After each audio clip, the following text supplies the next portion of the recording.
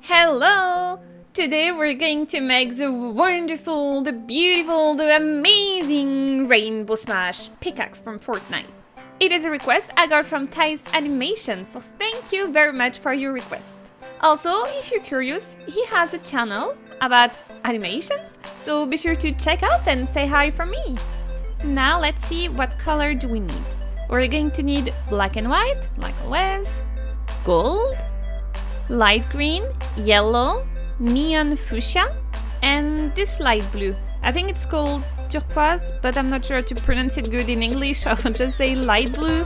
And this one that they call in the color chart blue, but I think it's dark blue, not the blue. So you're going to need that one.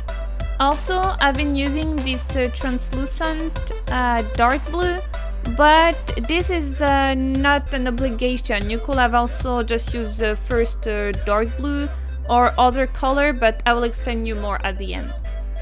And now I'm going to let you with the video of the unicorn head making. Actually today I'm not having that much to say about making this head because it's mostly just following on the video, so should I just be silent and let you with some music? I'm not sure what I should be doing. Let me know, what do you like? Do you prefer the video with just a smooth music background? Or should I keep talking? Or am I tiring you because I'm talking too much? I don't know, just let me know, guys.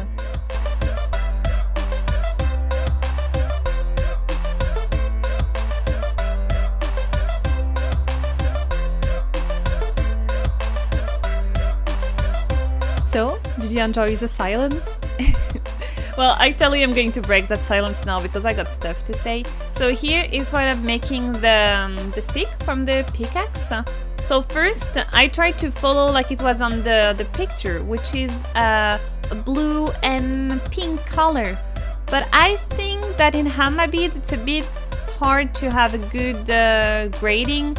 So I decided to do it only with one color, and I picked the translucent blue because I think it do look nice like that.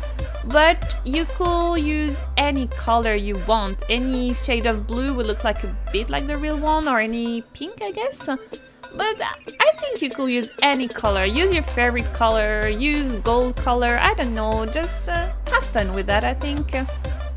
And there I just forgot one tiny one to make the main look good. When it will be time for you to warm it, be very careful because the stick can be fragile until it's completely done. I will recommend you as soon as possible to remove it from the white square when you're warming it. Then you have it alone between two papers.